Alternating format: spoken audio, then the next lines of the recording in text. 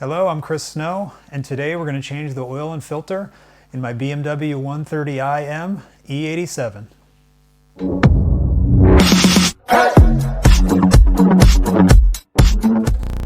This is my daughter Zara. She's making a guest appearance on my video today. I'm going to show her how to change the oil and filter in my 2005 BMW 130iM E87 with an N52 engine. Say hi, Zara. Hi, Daddy. Isn't it just easier to take the car to a shop to get the oil changed? Isn't that easier? It is easier, but I've had problems caused by mechanics in the past, so I prefer to do it myself. And it only takes about a half an hour to do this, so it's very easy. This video should also apply to other BMW models, as the N52 engine was put on many BMWs from 2004 to 2015, 1 Series, 3 Series, 5 Series, X3s, Z4s, and in the description there's a list of the models that, the car models that the filter also fits, so it should be pretty similar. So let's get started. First we need to drain the oil. To do that we need to get underneath the car, and so now I'm going to jack up the car. Be sure to be safe when you're going underneath the car. I have jack stands. I've already jacked up the other side of the car. I was able to jack up the back of the car and then put a jack stand under that side. And now I'm going to use the floor jack here and jack up the other side, which should give us plenty of clearance. And then I'm going to use this as safety to be, just to make sure if it goes down that we're safe. I also have these little rubber covers for the jack stands, which help protect the paint. And I blocked the wheels with these wheel chokes in the back so the car doesn't move.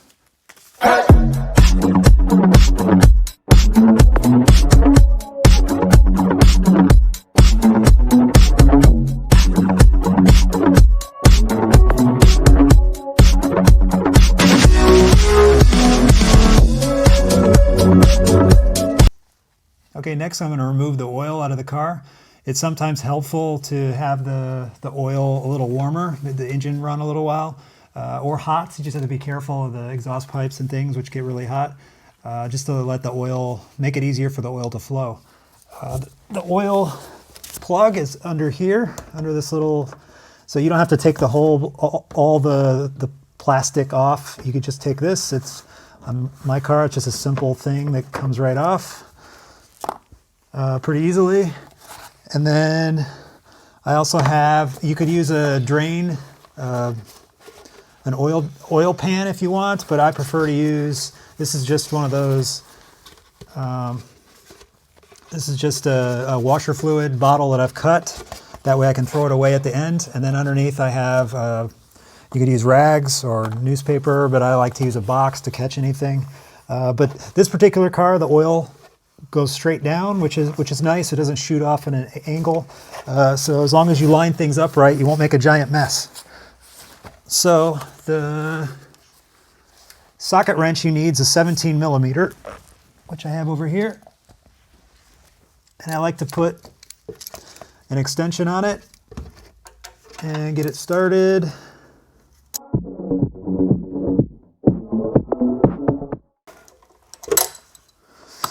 Before I get to the end, I usually take off the socket wrench and just turn it, and then it's going to come out real fast. So you gotta be very careful. There we go.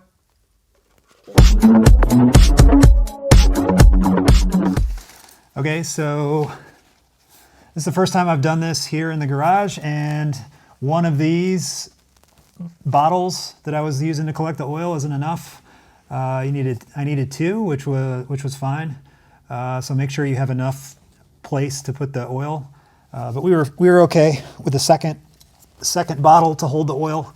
I let it drain out until it was dripping and not, it was a very small stream, and then eventually it just stopped and it dripped. And then you just put the drain plug back in, and then you tighten it down. Okay, and then we put the door back on.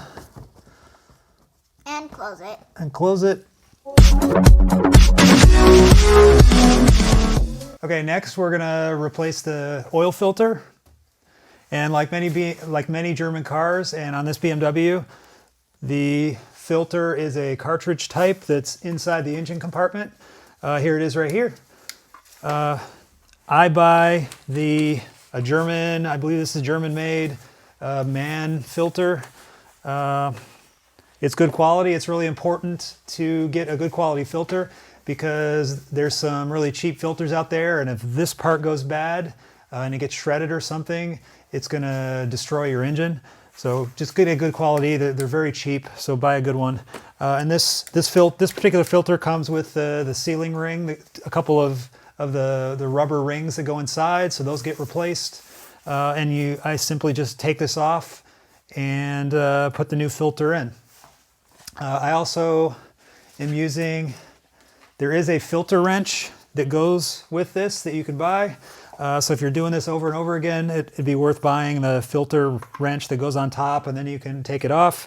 I just have this kind of claw type filter wrench, and it works perfectly. Just goes on there, and you just turn the socket, and it takes it right off without damaging the cap or anything. But we're not so fun.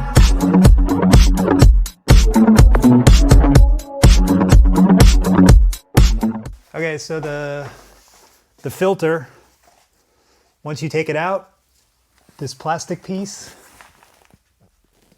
it just comes right out from the old filter. Just have to pop it out. And then on the end, there's a little rubber ring. You got to take that off. I just pried it off with a screwdriver. Put the new one on that came with the filter. Took it off with this. And then here's the cap for the oil filter. And there's another ring on there that's rubber that came with a new one with the filter. So I removed the old one and put this one on. And I also found that copper ring for the drain filter came with it. So it'd be a good idea to put that on. So I'll do that in a second. And then to put it back on, it just pops in like this. Goes right inside.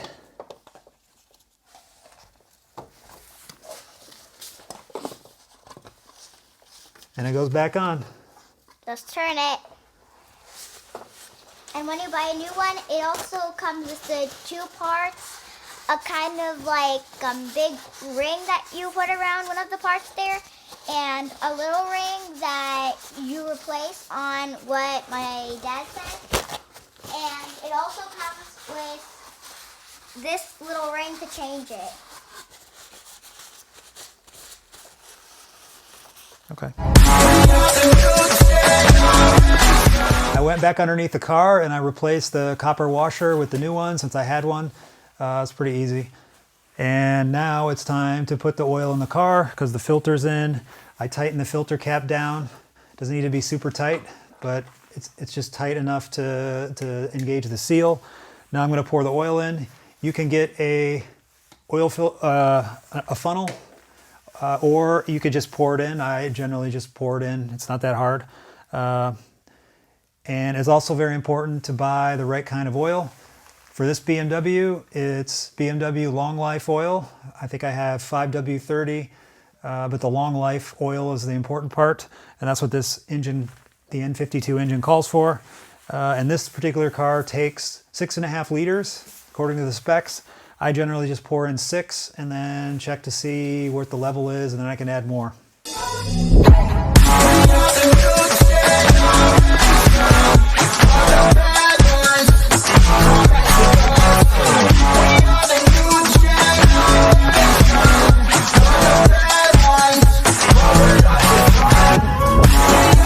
Now to clean up, make sure you take the oil back to a place that recycles oil.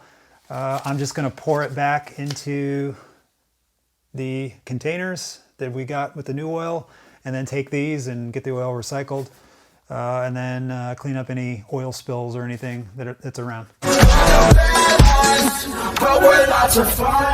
Now that we've changed the oil, we need to reset the oil change indicator and also check to be sure that we have enough oil in the car.